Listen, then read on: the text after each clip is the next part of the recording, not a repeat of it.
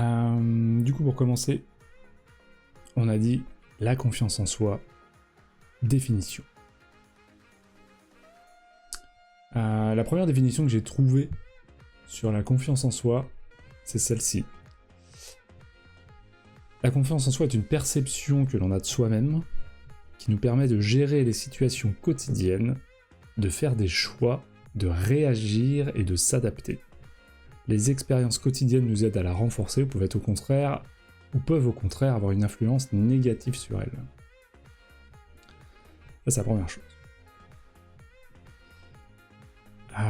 Il y a déjà plein de choses à dire sur cette définition.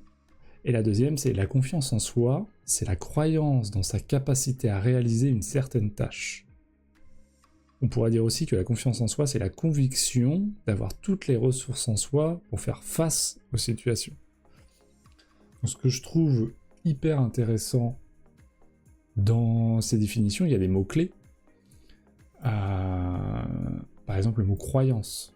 C'est-à-dire que la confiance en soi, si c'est une croyance, la confiance en soi n'est pas mesurable.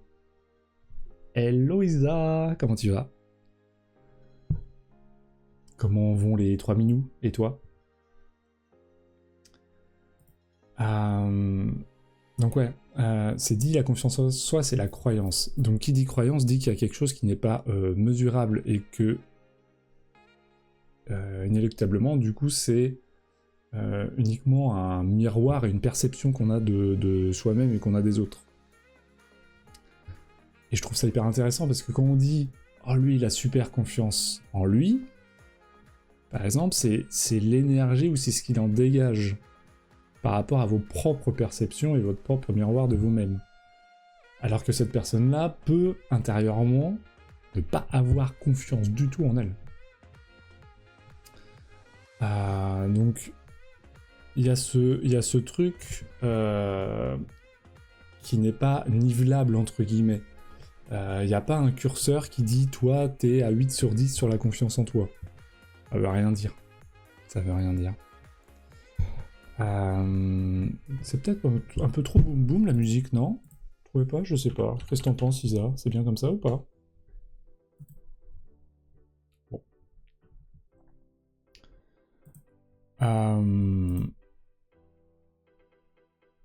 Qu'est-ce qu'on a d'autre? La confiance en soi, c'est la conviction d'avoir toutes les ressources en soi.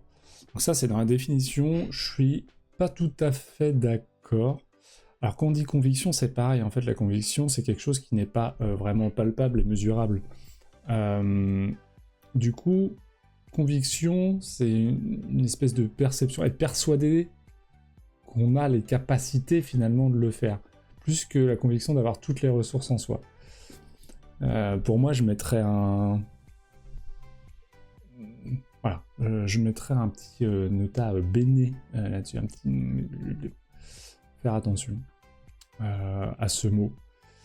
La conviction... Voilà. C'est une perception. Un petit tips que j'utilisais à l'époque. Alors c'est Isa qui dit ça. Un petit tips que j'utilisais à l'époque pour avoir confiance en moi, c'était de me dire que personne n'a confiance en lui. Tout le monde s'en fout, finalement, on se regarde, mais les autres ne regardent pas vraiment, ils sont tous occupés. Ça peut aider certaines personnes. Ouais. Oui, carrément. Hello Jenny. Ça, c'est au-delà de la confiance en soi, mais j'aime bien ton tips. Parce que là, on déborde du... Enfin, on déborde. C'est une manière d'aborder autrement la confiance en soi, ou de s'en foutre, quelque part. Mais il est évident que de toute façon, 99% des rencontres que l'on fait au quotidien ne sont pas amenées à rester dans notre vie. Même plus que ça, c'est-à-dire que tous les gens qu'on croise, que ce soit dans la rue, au travail, dans la ville, dans les magasins, dans les transports en commun, on les reverra pas. Et même si on les revoit, les gens n'auront pas souvenir de nous. Donc, quand on est amené à faire quelque chose qui est en proie à un jugement, qui soit un jugement de nous-mêmes, hein, c'est pas voilà, on a peur du jugement des autres. Effectivement, comme tu dis, c'est de se dire on s'en fout. Eux aussi, s'ils étaient à ma place, ce serait pareil. Ou alors, eux aussi, chocotte. Et du coup, ça peut aider à faire redescendre, entre guillemets, la pression en soi. Ça n'améliore pas la confiance que tu as en toi, mais ça peut permettre de baisser le stress et la tension que tu as par rapport à faire face à une situation de vie. Donc ouais, je suis d'accord avec ce que tu partages. De toute façon, en tips, pour certaines personnes, c'est carrément utile. Ok. Et là, du coup, la première définition que j'avais donnée, je la répète, c'était la confiance en soi est une perception que l'on a de soi-même. On dit bien perception. Qui nous permet de gérer les situations quotidiennes, de faire des choix, de réagir et de s'adapter. L'expérience quotidienne nous aide à la renforcer, peut au contraire avoir une influence négative sur elle. Ça, on va revenir dessus. Mais ce qui est important là pour moi dans cette définition-là, c'est que la confiance en soi nous permet de gérer les situations quotidiennes, de faire des choix, de réagir et de s'adapter. Ce qui voudrait dire que pour travailler la confiance en soi, on pourrait dire ça comme ça, la faire évoluer, la muscler, là on peut utiliser plein de mots, ce serait de continuer d'essayer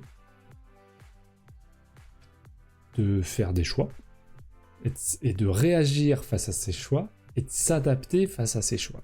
Donc en fait, c'est de faire un espèce de cercle sur pas une je vais grossir un peu le trait, mais une espèce d'amélioration continue de ces choix de vie, de ces choix au quotidien, de tout ça. Le plus dur souvent, c'est de faire un choix, c'est-à-dire qu'on a peur souvent de faire le mauvais choix, que ce soit pas le bon, de se faire mal, etc. Mais en fait, tout ça, on s'en fout parce que, on devrait s'en foutre en tout cas. Et ça, pareil, j'y reviendrai un petit peu plus tard.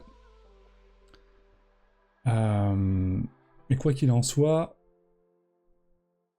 c'est pas le fait de faire des choix qui nous protège des malheurs de la vie, ou quoi que ce soit. Les choix sont là pour nous mettre au mieux sur ce qui nous fait du bien dans la vie. Mais tout ce qu'on ne contrôle pas, de toute façon on ne contrôle pas, et ce ne sera pas à travers des choix qu'on pourra le contrôler. L'environnement, etc., on ne contrôle pas. Ou peu. Non, on s'entend. Bref, là on sort de la confiance en soi.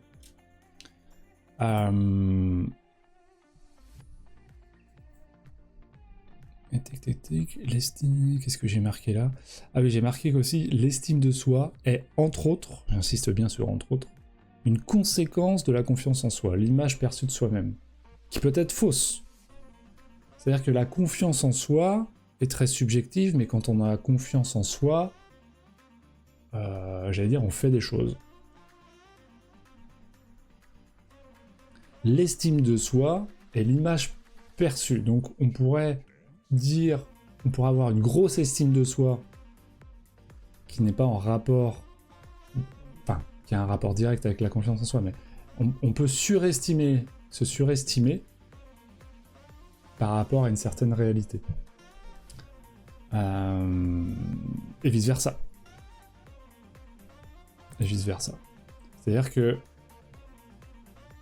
quelqu'un qui fait beaucoup, mais qui ne voit pas ce qu'il fait ou qui se rabaisse, c'est pas quelqu'un, quelque part, qui n'a pas confiance en lui, puisqu'il fait les choses, il fait des choix, il est créateur, etc., etc. Par contre, il a une mauvaise image de lui, une mauvaise estime de lui. Isa, tu nous dis, choisir c'est renoncer. Ah super les pubs, on aime. crois que je vais remettre le petit son. Attendez, tout de suite. Ah, quoi que je l'ai pas là sous le coude. Bon, c'est pas grave. Donc Lisa nous dit, choisir c'est renoncer. Ça peut aider aussi de faire une liste de pour et de contre quand notre cerveau s'emballe et panique face à l'émotionnel que ça entraîne. Tout choix est un renoncement, oui. Ça, c'est un fait indiscutable. Mais en fait, ne pas faire de choix, c'est aussi renoncer. En fait, quoi qu'il en soit, tu renonces à des choses, quelle que soit la position que tu prends. Donc ça, faut bien le comprendre. Des gens qui veulent pas choisir et qui, par peur de faire le mauvais choix, en fait, font un choix qui est subi au lieu d'un choix qui est choisi. Et un choix subi, c'est pas un non-choix. Ça reste un espèce de choix quand même.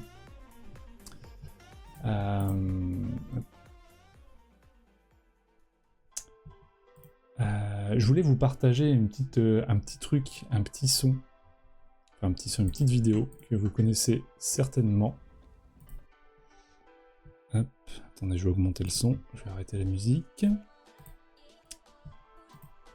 Peut-être que vous en avez déjà entendu parler. C'est Alexandre Astier, lors de l'émission Hot Ones, qui avait fait un discours que je trouve absolument magnifique sur ce qu'est pour lui la confiance en soi. Je crois que t'es le mec que je connais qui a le plus confiance en lui. D'où ça vient, la confiance en soi? Alexandre? Si vous n'avez pas confiance en vous, c'est la seule chose qui vous fait descendre. La seule chose qui différencie souvent les gens qui font de ceux qui font pas, c'est juste une impression de légitimité quant au fait de faire. J'ai pas compris. Alex, putain, réponds, celle-là. mais réponds. Dans la gorge. Pourquoi tu t'en sers pas de ça? Bah si tu veux, ouais. C'est bon, ça fait partie de l'émission. J'ai pas pris le montage. Je préfère prendre le... C'est un peu dégueulasse, hein. C'est pas que dégueulasse. truc brut. C'est inefficace. J'avoue. Oh la vache! La suite arrive. La confiance en soi. Silly Klaus, c'est pour ton petit cul. C'est pour toi. Confiance en soi. Ça veut dire que j'ai la position de quelqu'un qui fabrique. Que ce soit bon ou que ce soit pas bon, ça me regarde pas. Que les gens aiment ou qu'ils aiment pas, ça me regarde pas. Je dois faire ce que je dois faire. Je dois le faire avec tout ce que je peux y mettre. Je dois le faire en ne ménageant pas mes efforts. Je dois faire du mieux que je suis, du mieux que je puis. Mais si je fais du mieux que je puis, si ça vous va pas, c'est pas grave. Si vous m'aimez pas, ne regardez pas ce que je fais, c'est tout. M'insultez pas. C'est difficile en ce moment. Et l'autre jour, il y a un de mes gamins qui se pointe en disant « Il y a un mec sur Internet, il a mis un Alexandre Astier avec du talent est un Alexandre Astier mort. » Quoi? Ouais, je sais pas. Et au-delà du fait que ça n'a aucun sens, je me dis « Pourquoi ils veulent ta mort et tout ?» Bon, je pense qu'on a entendu le plus important. J'adore ce discours. Vraiment. La première fois que je l'ai entendu, j'ai fait waouh. Ok, je vais rebaisser le son. Hop, pardon. Waouh. C'est fou comme c'est clair dans sa tête. C'est clair dans sa tête quand il présente le truc, quand... Ouais. Et lui, ça fait partie des mecs, comme dit Kian, justement, qui a une espèce de prestance, un truc qui se dégage de lui. Je pense que les gens qui ont une vraie confiance en eux, j'allais dire mesurée, bienveillante, tout ça, c'est ce qu'on appelle un peu les personnes solaires. Quoi qu'on peut être solaire et pas beaucoup avoir confiance en soi, mais en général, les personnes solaires, quand même, elles sont dans dans le fait de faire des choses. Pas forcément grandes, parce qu'on confond le fait de réussir avec le fait de faire de grandes choses. Et ça, c'est un autre sujet, mais... Ouais.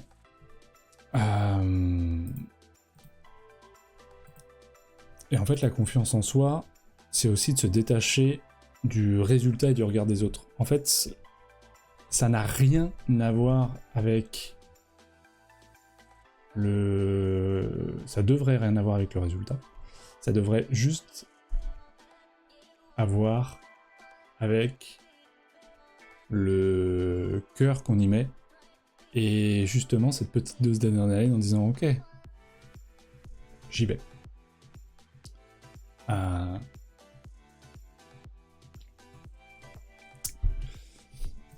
Il y a... j'ai fait une petite section là dans le document que j'ai préparé. C'est comment le développer. Et dans comment le développer, un des points que j'ai mis, c'est avoir la culture de l'échec. Hello Delphine. Pour développer la confiance en soi, déjà, si on n'a pas la culture de l'échec, si on n'a pas l'acceptation de se dire si j'échoue, bah, c'est pas grave. Oui, ça peut faire chier. Oui, ça peut faire mal. J'allais dire, surtout dans des trucs un peu pointus, ou des trucs de haut niveau, le sport, ou des choses comme ça, on n'aime pas perdre, on veut pas. Bien sûr.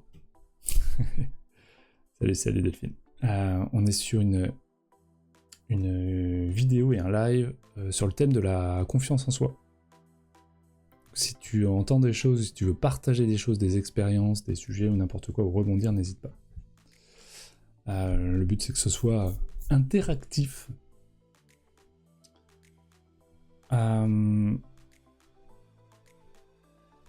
Donc ouais, la culture d'échec, je te disais en sport, évidemment qu'on n'aime pas perdre. Après, perdre fait partie intégrante de toute façon du sport. Et la confiance en soi, c'est pareil. L'échec fait partie intégrante de l'expérience. Et vu qu'on a dit que la confiance en soi se travaillait et comprenait en fait les choses que l'on fait au quotidien et les choix que l'on fait, bah forcément il y a des choix qui vont se révéler des échecs. Et je vais rebondir sur ça. Ne me dites pas, oui, c'est pas un échec, c'est une expérience, soit je gagne, soit j'apprends, machin, blablabla. Oui, mais non. Là-dessus, ça m'agace. Oui, on peut apprendre d'un échec, ce qui n'empêche que c'est un échec et c'est pas grave. Je trouve qu'on cherche à parfois trop tourner en positif. C'est la culture de la langue de bois, tu vois. C'est pas grave que ce soit un échec, mais on s'en fout, vraiment, on s'en fout, quoi. Plantez-vous. Oui, ça, encore une fois, ça peut faire chier, ça peut faire mal, c'est pas agréable, mais ça change rien à la vie, quoi. Isa, tu nous dis quoi? La lune, c'est aussi le soleil de la nuit.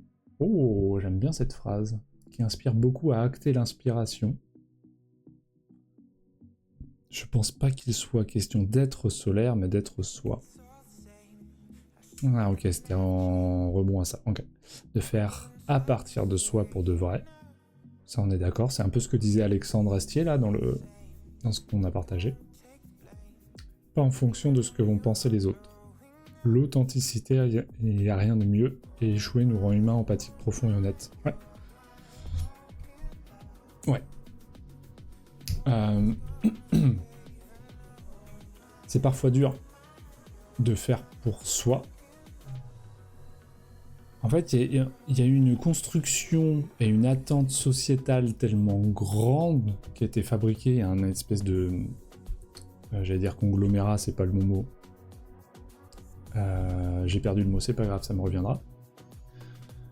Il y a une attente social, sociétal, sur le fait de se montrer, de réussir, de sourire, je vais rebondir sur ce que tu dis après, Jenny. Un truc un peu... Ouais, Isa, tu dis pensée unique. C'est un peu extrême, mais il y a un peu de ça. Il y a un peu de ça. Comme à l'école, la culture de l'échec, justement, on ne l'apprend pas en France, en tout cas. Il y a peu de pays où on l'apprend, de toute façon. Mais on nous apprend pas la culture de l'échec, comme on nous apprend pas à travailler en équipe en France. On nous apprend à être individualiste. Dès la maternelle et le primaire. Donc ouais, la culture de l'échec. Comment le développer aussi, j'ai marqué faire, tout simplement. C'est-à-dire que à un moment donné,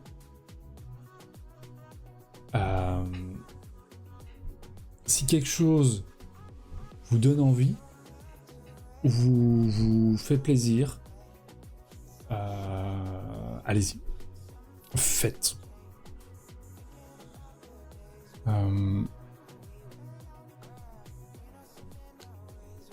Comme disait Isa, ne pas faire pour les autres, et ça c'est... J'étais en train de réfléchir à la confiance en soi au sein d'une relation. On a un peu les mêmes problèmes au sein d'une relation, que ce soit amicale, familiale ou intime, c'est pas les mêmes problèmes, mais on les retrouve quand même, à différents degrés.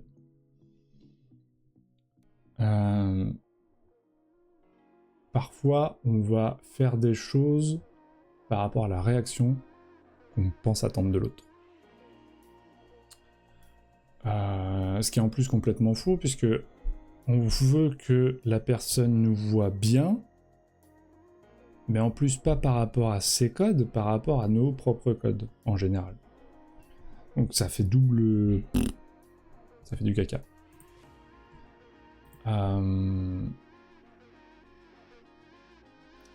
Pour le développer aussi, j'ai marqué avoir un dialogue à soi. Donc en fait, c'est de se poser des questions, se parler en fait, tout simplement. Se parler par rapport à ce qu'on vit. Ok, la soirée que j'ai passée, le week-end que j'ai passé, le travail dans lequel je suis, les activités que je fais à côté, quels choix je fais au quotidien me vont, lesquels me vont pas, qu'est-ce que je transforme, qu'est-ce que j'accepte, enfin bon, tout ça. Donc en fait, avoir un dialogue à soi, c'est de se poser une sorte de méditation finalement, où on va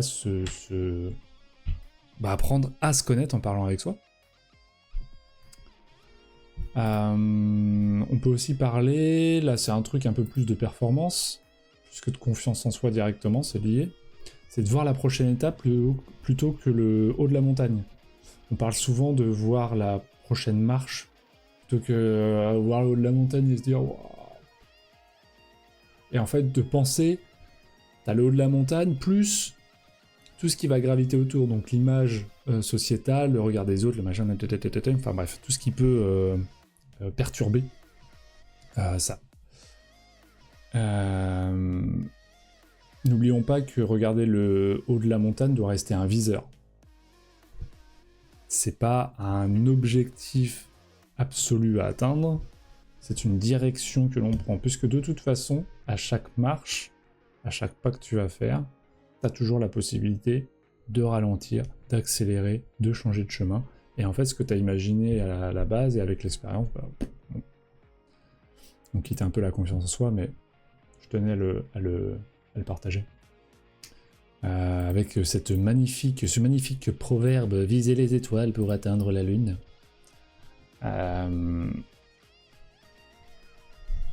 C'est pas faux. C'est pas faux.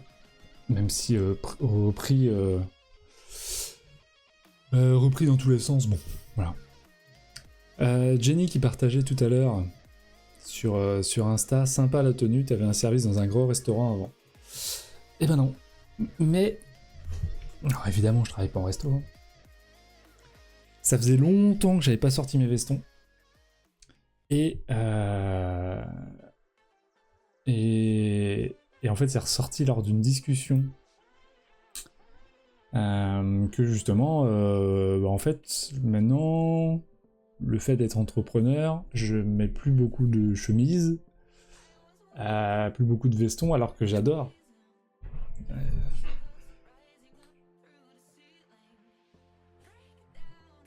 J'adore ces petites tenues un peu à l'ancienne. La petite chaîne, bon bref. Et je me suis dit, bah tiens, ça pourrait être le cas. J'ai pris un peu cette discussion en me disant, allez, vas-y, je mets un veston pendant le live. Que je mets avec un t-shirt. Ouais, parce que j'ai envie. Et tant pis pour les puristes. Parce que là, il fait trop chaud pour mettre une chemise. Pardonnez-moi. Ce BG. Merci Isa. Merci. Bah là, voilà, par exemple, c'est ça. J'aurais pu être complètement jugé par rapport à ce veston ou autre. Et en fait, je choisis de me choisir. Et même si j'ai des réflexions derrière, bon, en fait, je le fais pour moi. Il y a des gens. Après, on va parler un peu de moi. Je vais parler un peu de moi. Merci Jenny aussi pour ma dire classe. En fait, je vais prendre des exemples d'expérience dans ma vie, et aussi ce truc,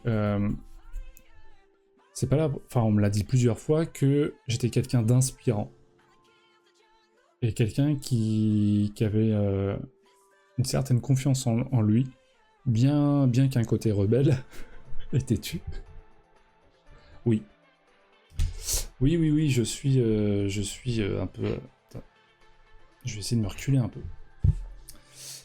Hop, on va faire comme ça. Oui, je suis un peu rebelle et un peu têtu. Oui.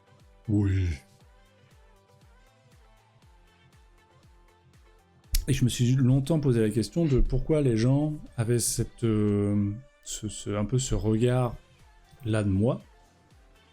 Et qu'est-ce que moi j'en pensais aussi. Quelle estime j'avais de moi. Alors Isa, tu partages. Vincent Cassel s'était exprimé dans une interview très intéressante quant au fait que c'est d'être toi qui te rend irremplaçable, peu importe ta tronche, peu importe ton milieu, ce que tu penses que tu portes. Du moment que c'est toi, personne d'autre à ta place, tu deviens indispensable. Je vois tout à fait de quoi tu parles, je l'ai vu et j'avais trouvé ça super intéressant. J'ai pas pensé à le prendre pour l'émission là, mais ouais, c'était hyper fort. Et en plus, Vincent Cassel est un exemple, je trouve, de quelqu'un qui renvoie ça. Parce qu'en soi, qu'on se le dise, il n'a pas spécialement une belle gueule, mais il a un charisme et il a une certaine confiance en lui qui fait que ouais, ça attire les gens que ça doit attirer, mais il y a quelque chose de justement d'assez attirant chez ce mec-là. Carrément. Merci pour cet exemple, ouais. Ouais. Et pourtant, il dormirait pas dans la baignoire. Hein. Mais c'est exactement ça. C'est exactement ça. Et pour en revenir un peu à moi, c'est Hello Jonathan et Justine aussi. C'est les J. Jennifer, Jonathan, Justine. Allez hop. Salut les inspirants. Pour rappel, pour ceux qui viennent de débarquer, c'est une petite émission, un live sur le thème de la confiance en soi, donc qui a déjà démarré depuis plus de 30 minutes, où on partage ce qu'est la confiance en soi, comment un peu la développer, qu'est-ce que l'estime de soi aussi. Et en fait, on débat, on s'échange des idées. Le but, c'est que ce soit un peu dynamique, avec les gens de Twitch, Facebook et Instagram. Et voilà, passer un bon moment, de s'inspirer les uns les autres. Donc comment développer? J'ai dit avoir la culture de l'échec, le fait de faire, le fait d'avoir un dialogue avec soi, donc de se parler, de méditer, etc. Et un des petits tips, c'était de voir la prochaine étape plutôt que le haut de la montagne. Voilà, c'est pour travailler la confiance en soi, pour ceux qui manquent de confiance en eux, qui n'est pas à confondre avec l'estime de soi, attention, ce qu'on disait tout à l'heure. C'est d'entamer de toute façon, de faire, d'être dans l'expérience. Plus vous êtes dans l'expérience, plus vous allez avoir une certaine légitimité de vous-même dans le fait de faire. Quand j'ai préparé aussi cette émission, j'ai pensé à un truc. Jennifer et Jonathan, c'est classe aussi, une rêve de vieux, ouais. Bah, entre vieux, je veux dire. Parce que toi, t'es presque jeune. Entre nous deux. T'as 10 ans de moins. Oui. Oui. Bientôt 40, hein. Bientôt 40. On s'approche. Donc ouais, quand j'ai préparé l'émission, il y a un truc aussi qui m'est venu. J'ai fait le lien avec l'enfance. Parce qu'en enfance, on a cette facilité à faire des choses. Donc j'ai marqué, la confiance en soi est un terme plutôt adulte, qui arrive avec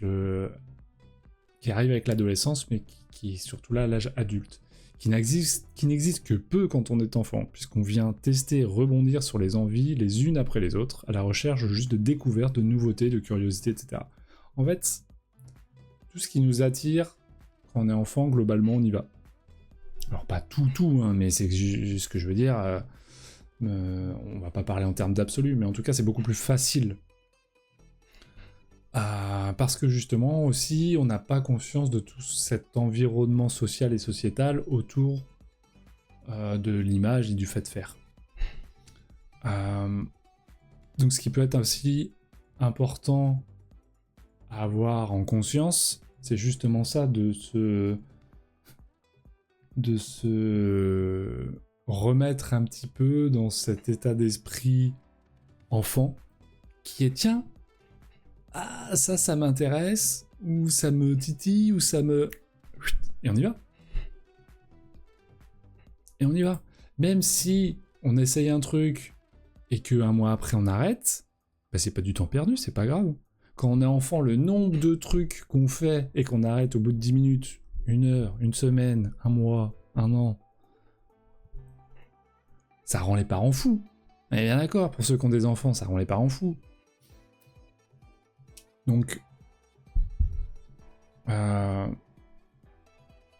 pense que c'est important de se remettre en conscience ça, et à travers, pour se simplifier le fait de faire et d'être dans l'expérience, et en étant dans l'expérience, et ben on nourrit cette espèce de curseur de confiance en soi. Je connais pas une seule personne, par exemple, qui monte sur scène la première fois, qui n'a pas peur. J'en connais pas une. Et même des gens qui ont cette expérience, qui font ça, j'allais dire tous les jours, et ben ils continuent à flipper. Je sais plus avec qui on parlait de ça, même des sportifs. C'est qui? Je crois que c'est un rugbyman qui m'avait parlé de ça. J'ai un doute, je vais peut-être dire une connerie. Mais un sportif hyper connu, on me disait que le gars, avant chaque match, il vomissait. Parce que ce mec-là, je pense qu'il y a un vrai travail, finalement, psychologique de lui envers lui à faire, parce que ça dénote un espèce de stress trop intense dû soit à un problème de confiance en soi, soit un problème d'estime de soi. Alors je vais juste mettre pause 2 secondes, les gens, parce que j'ai mon chat qui gueule et qui va aller dehors. 2 secondes, je reviens.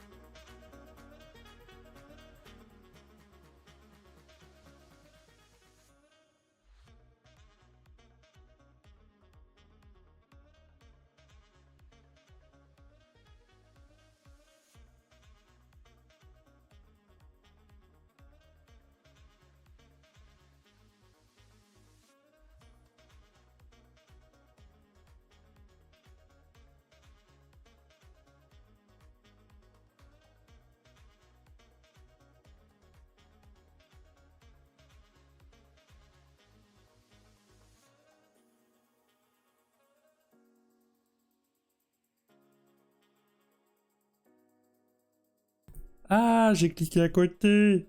J'ai cliqué à côté. Merci Jenny. Merci de m'avoir dit. Ouais, j'ai cliqué à côté pour remettre le micro, pardon. Donc, je disais. Ouais, que c'était important d'avoir un discours vis-à-vis de soi-même. Hello Cédric et le voisin. Vis-à-vis de soi-même, par rapport à la confiance en soi, et par rapport aux expériences que l'on fait. Parce qu'on met souvent beaucoup trop de focus sur ce qui est négatif, ce qui est désagréable, ce qui nous fait mal, les peurs, etc. Et pas assez sur ce qui nous fait du bien. On se le dit pas assez. Ça veut pas dire qu'on le vit pas. Par contre, on ne pose pas assez de focus dessus. Et c'est hyper important, parce que c'est ça aussi qui va nourrir la confiance en soi. C'est de ressentir ce qui nous fait du bien, et le fait que ça nous nourrit. Et ça ouvre aussi le champ des possibles. C'est-à-dire que plus on va travailler la confiance en soi, plus on va travailler à travers les expériences, les essais, etc., plus on s'ouvre le champ des possibles, moins finalement aussi on a de regrets. Ça va avec.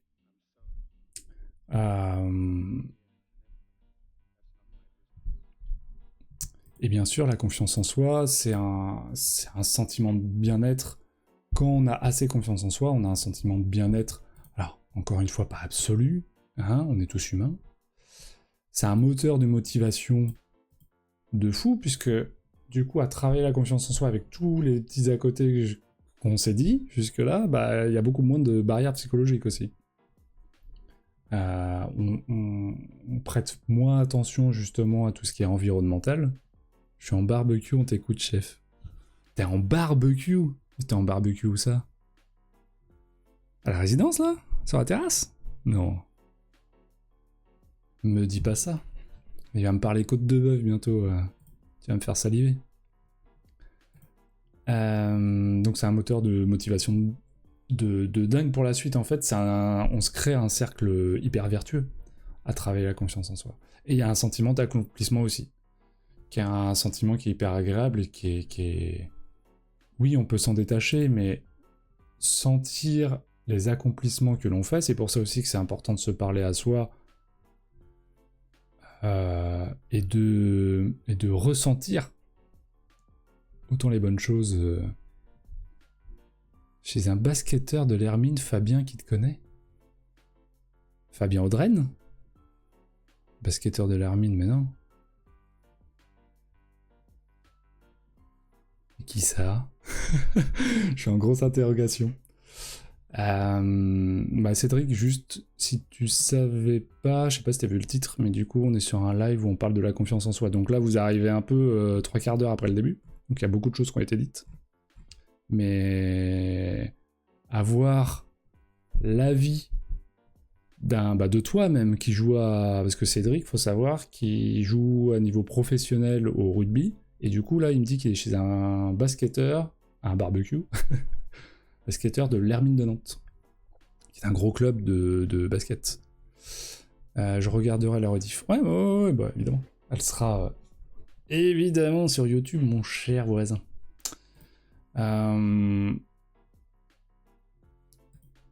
Mais le fait que vous deux, vous soyez des sportifs, j'allais dire quand même de haut niveau, qu'est-ce que vous pensez de la confiance en soi? Est-ce que vous trouvez que vous avez confiance en vous? Qu'est-ce qui est important dans l'approche sportive que vous avez? Et est-ce que vous le travaillez en club? Parce qu'en France, on est un peu en retard. On a fait bouger les lignes ces dernières années là-dessus, mais on est un peu en retard en psychologie. Psychologie sportive. Sur tout ce qui est de haut niveau, de toute façon. Jenny, tu nous dis quoi? La confiance en soi occasionnelle. Comment faire pour la rendre permanente? En fait, ça c'est pareil, c'est un truc qu'on veut rendre absolu. La confiance en soi n'est pas absolue, c'est pas on a confiance en soi, on n'a pas confiance en soi. La confiance en soi, elle est, elle est latente, mais elle peut être là pour plein d'occasions, et pas là pour d'autres. Moi, je peux te sortir... J'avais fait tout un partage d'histoires que j'avais appelé... j'avais fait une espèce de saga, que j'avais appelé Histoire d'envie. Que j'avais fait il y a 4 ans, il y a assez longtemps, où je faisais une fois par mois, j'écrivais un article sur Par envie.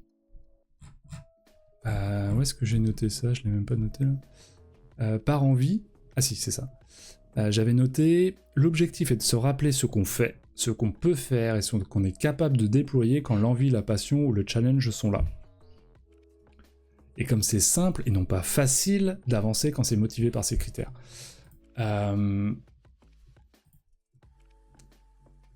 Donc, il y a un lien direct avec la confiance en soi. Et en fait, je racontais comment je me lançais dans des expériences qui m'ont apporté de la confiance en moi et qui font que aujourd'hui, alors pas tout le monde, mais des personnes peuvent me trouver inspirant ou peuvent me considérer comme quelqu'un qui a quand même beaucoup confiance en lui. Et quand tu dis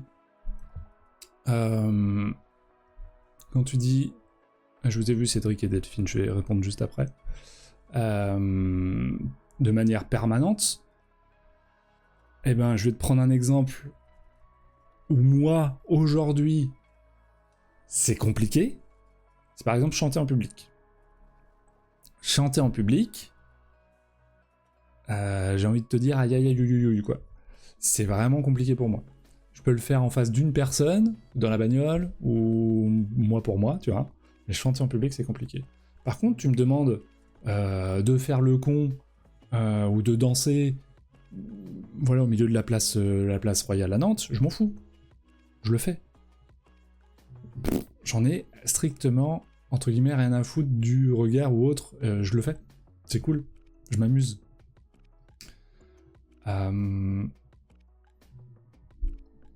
Et après, t'as la confiance en soi sur des trucs qui sont publics et d'autres qui ne le sont pas aussi.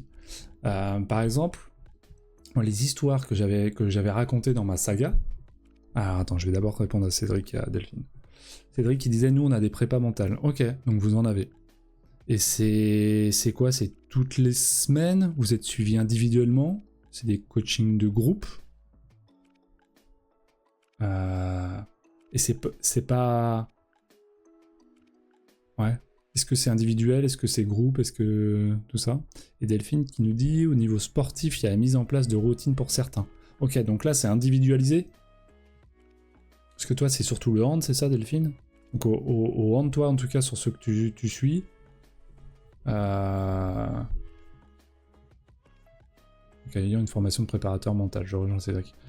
Ok. Donc vous avez des préparateurs mentaux qui vont suivre uniquement certaines personnes et puis faire des espèces d'ateliers de groupe. Comment ça se passe concrètement? Donc pour reprendre mes exemples, à moi, mes expériences, dans la saga que j'avais fait, j'avais pris le fait d'avoir repris mes études. Quand j'avais repris mes études, hop, ça dégage. Est-ce que j'ai des bots qui s'invitent dans le chat des fois?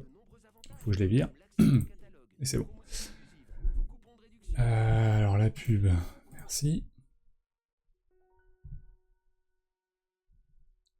Donc. Il faut que je remette. Excusez-moi, c'est le bordel. On est bon. Donc je parlais de mes études, parce que j'ai repris mes études à 25 ans, et je me suis toujours considéré comme mauvais élève. Enfin, mauvais élève. En tout cas, je bossais pas. Et j'ai toujours trouvé ça compliqué de bosser à la maison, c'est-à-dire que je bossais en cours, mais du coup, quand j'ai eu mon bac, par exemple, j'ai eu je sais plus, 10-30 ou 10-60 au bac, ça a été compliqué, je l'ai eu du premier coup, hein, mais voilà, et puis l'école, c'était pas... Dans les dernières années, je me sentais pas à ma place, enfin, bon, il y avait plein de choses. J'ai repris mes études à 25 ans, et finalement, le fait d'avoir travaillé avant, je pense, le fait d'avoir vécu des expériences, etc., quand je me suis relancé à faire, à échanger avec les profs, enfin, bon, tout ça, à vivre l'expérience, il s'est trouvé que ça s'est super bien passé, je termine major, et je me dis, ok, bah, je continue sur un bac plus 4, on va pas s'arrêter là. Donc, j'ai refait 2 ans supplémentaires, bac plus 4, qui se sont super bien passés également, je crois que je retermine major, ou second, je sais plus, sur le bac plus 4. On m'a dit, ah ok, et ben je vais encore plus loin, et je suis allé jusqu'au bac plus 5 comme ça. Et du coup, avant d'avoir entamé ou commencé, jamais j'aurais cru avoir un master 2 un jour.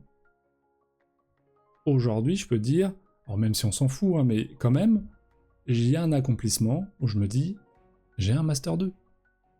J'ai fait 6 ans d'études, j'ai fait un mémoire professionnel, j'ai présenté un sujet en plus qui n'était pas directement avec l'info, mais que j'ai porté, j'ai été têtu là-dessus, avec ma gueule de bélier, un peu, le côté un peu rebelle. Je suis le seul à avoir fait un sujet qui était sur les entreprises libérées, donc qui était plus, j'allais dire, managérial, ou comment fonctionnait la hiérarchie, les équipes, la confiance et compagnie, plus que sur un terme informatique à proprement dit, IT à proprement dit, parce que c'était des études d'IT que je faisais. Donc il y a ça. Après, j'ai fait quoi? J'ai joué à Counter-Strike pendant très longtemps. Ou quand tu commences, bah t'es nul comme tout le monde. T'es une petite merde. T'as une petite merde qui joue au jeu, et puis en fait, à force de faire, à force de t'amuser, à force de plein de trucs, et ben j'ai commencé à vouloir me dire, ah mais en fait j'aime bien ce jeu. Ah mais je ferais bien un tournoi. Ah mais faut que je trouve des copains. Ah mais machin. Et c'était à l'époque, j'étais encore au lycée, hein. Il a fallu que je mette des annonces sur des forums, sur le net, et à mon lycée, pour trouver des gens avec qui jouer et monter ma première équipe. Et après des années à jouer à ce jeu, j'ai terminé à haut niveau aussi, j'ai fait 2 fois la Coupe de France, à l'époque. Donc j'étais dans les 50 meilleurs joueurs français sur ce jeu. Et à mon humble avis, j'étais bien plus haut à mon meilleur niveau, mais passons. Et ça, forcément, aussi, ça m'a apporté de la confiance en moi sur le jeu, mais pas que. Parce que le jeu m'a apporté énormément de choses à côté. J'ai énormément de compétences et de capacités aujourd'hui qui m'ont été apportées par cette expérience-là.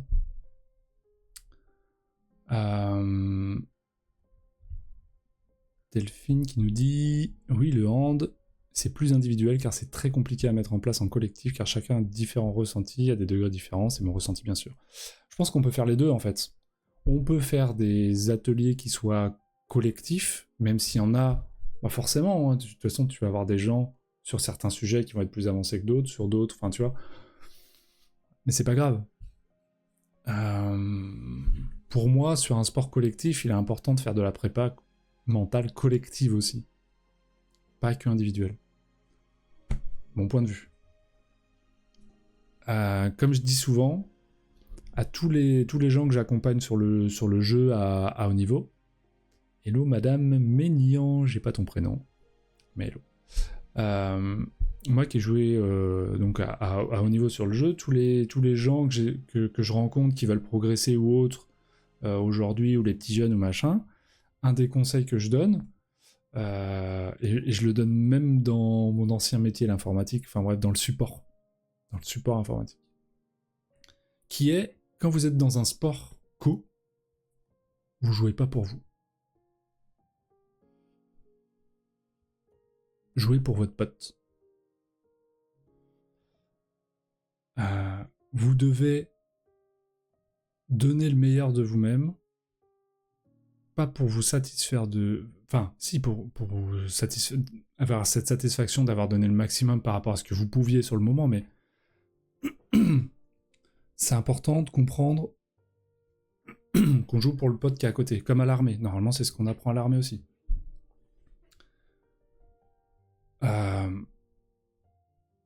Dans le support informatique, pour faire le lien, il y a des gens, quand ils remplissent les tickets d'incident ou autre, ou à la clôture du ticket, en solution, ils mettent réglé ou OK. Et moi, ça me faisait péter un câble. Je leur disais, mais le ticket de résolution, vous le remplissez pas pour vous.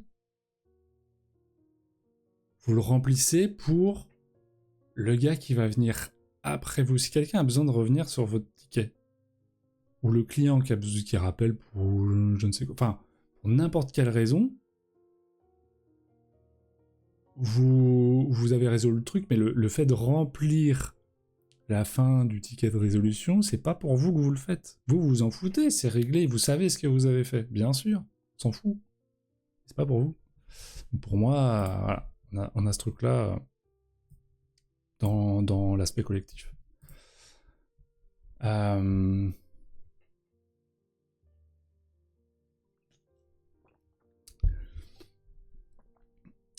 Comme d'autres exemples, si vous avez des exemples comme ça, vous, de fait de vie, d'expérience de vie,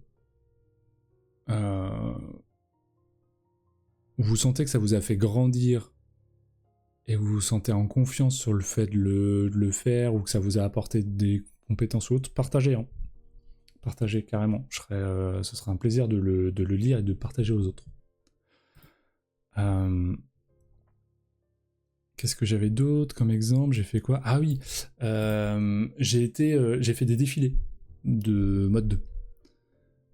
Et j'ai participé à un shooting photo-vidéo sur le thème du mariage. Donc pareil, les défilés, c'était sur le thème du mariage. Et c'est arrivé vraiment... ça arrivait comme ça. J'ai recroisé la femme d'un ancien collègue du boulot à un endroit, machin, qui faisait les accessoires, les nœuds papillons pour les mecs lors du défilé, qui m'a dit « Mais attends, toi là, je te connais un peu, t'as une belle gueule, je suis sûr que tu vas bien rendre pour le défilé, tac tac tac, ça te dit... » J'avais jamais fait ça de ma vie. Et ça veut dire passer devant des gens, porter des costumes. Enfin... je l'ai regardé, j'ai fait « Bah ouais. » Est-ce que j'ai eu peur? Oh putain, bah bien sûr. Mais de ouf, bien sûr que j'ai eu peur. Je me suis chié dessus. Non mais réellement, c'est quelque chose à vivre. Mais je l'ai fait. Je me suis lancé, et j'en ai fait 2. Et la deuxième fois, c'était bien plus facile. Je me suis amusé justement sur le shooting photo-vidéo. La vidéo, elle est dispo, hein, si vous voulez. Attendez. Faudrait que je vous la retrouve. Bon, après, faites-moi penser à la fin du live, là, je vous retrouve la vidéo. Et je vous la partage. Et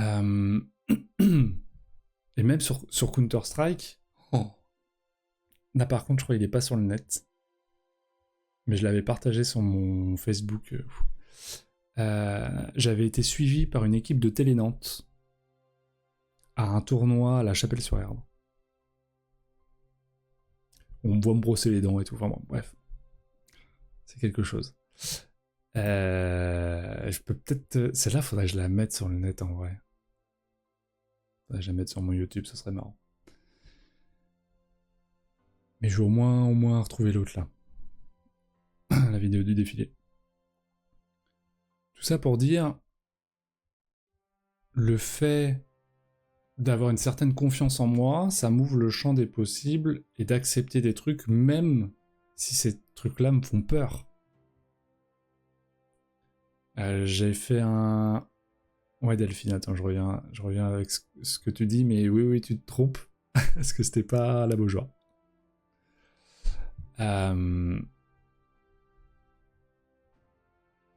Donc ouais, ça m'ouvre quelque part juste le champ des possibles sur ce que je peux faire.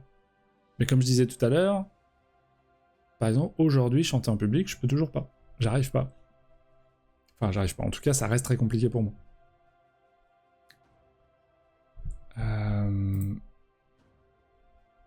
On est à la fin. Hop, je vais remettre. S'il veut bien. Le son au début. Allô. C'est bon. Donc voilà. Et je sais pas si vous le savez. Attends, je te réponds d'abord Delphine. Alors le défilé, dans les défilés, j'en ai fait un au Radisson, à l'hôtel-restaurant, au centre de Nantes. Donc ça, c'était mon premier. Et le deuxième, c'était pas loin, il y a une église, je sais plus comment elle s'appelle, qui a été rachetée, qui a été transformée en showroom. Qui est pas loin du Radisson aussi. Et la deuxième fois, c'était là. Et après, j'ai eu cette expérience de shooting photo-vidéo. Voilà. Ben, je vois que ça partage pas beaucoup d'expériences personnelles, hein, les gens. Et ben alors, on est timide. On est timide, on veut pas partager sur Internet. Vous avez peur de partager vos expériences incroyables. Je suis sûr que vous en avez plein en plus.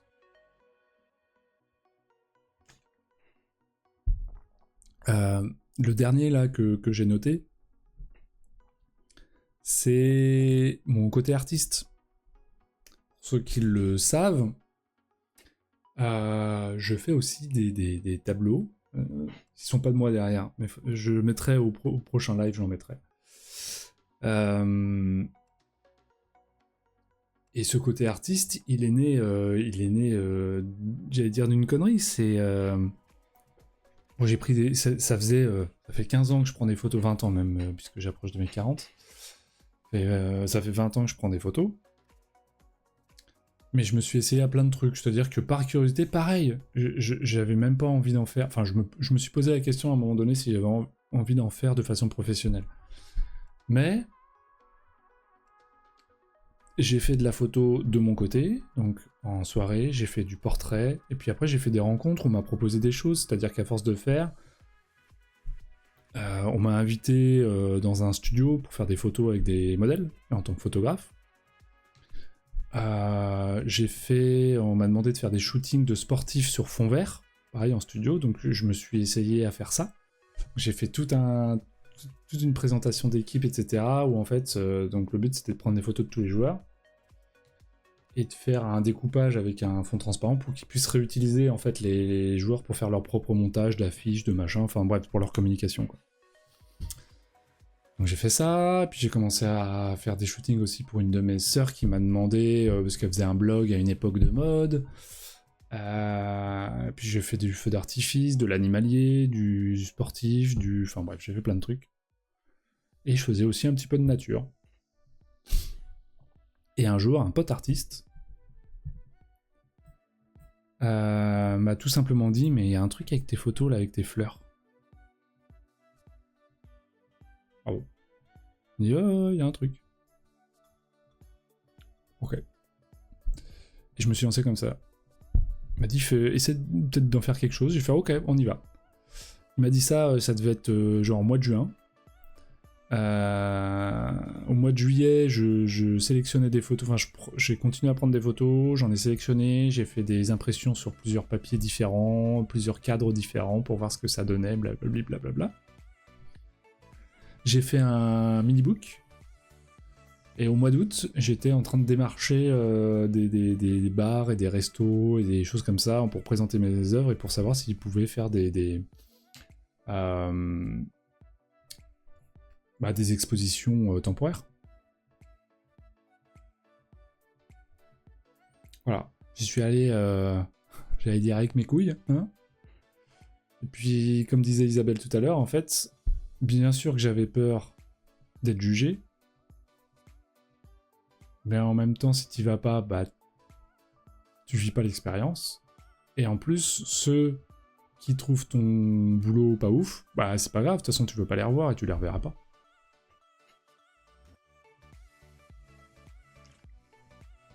Donc voilà.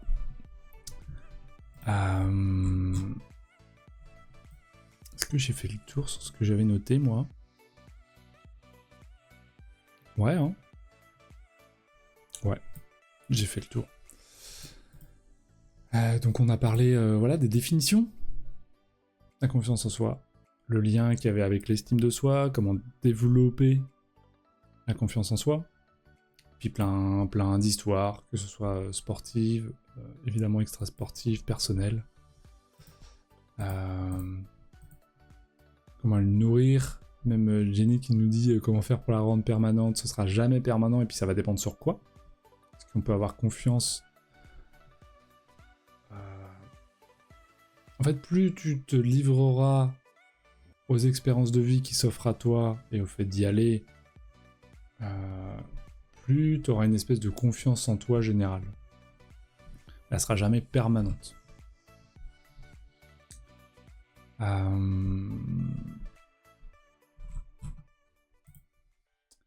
Est-ce que vous avez des choses à partager, les gens, sur tout ce qu'on s'est dit? De vos histoires, des questions, des rebonds, des blagues. Vous avez le droit aussi. Et pendant ce temps-là, je vais aller chercher la vidéo. Et je vais vous la partager. Elle est là. Vous allez voir, c'est incroyable. Hop, sur Insta.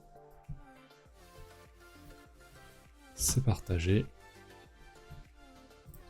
Et sur Facebook et Twitch. C'est partagé.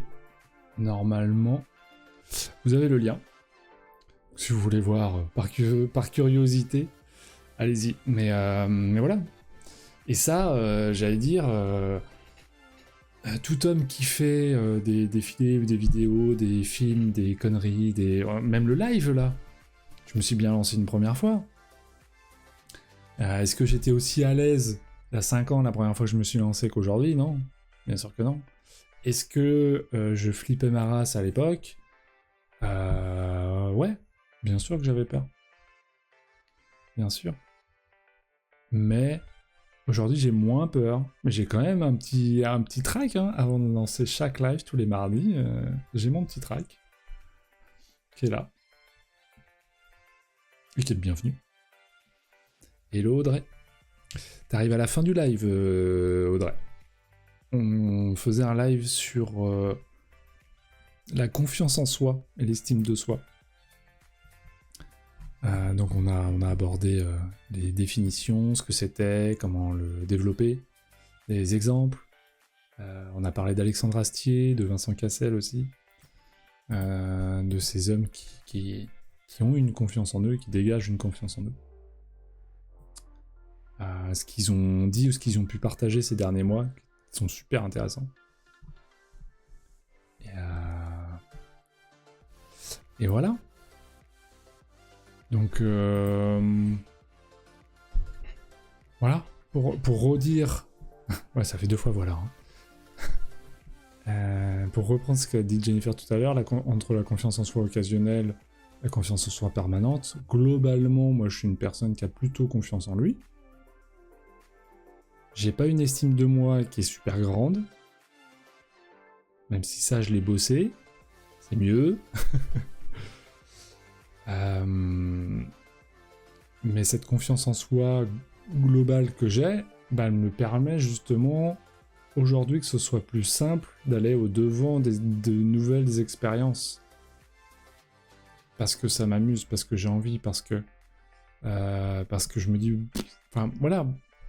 Parce qu'en fait, à force de faire, il y a plein de choses qui sont plus légères et qu'on laisse derrière nous, quoi.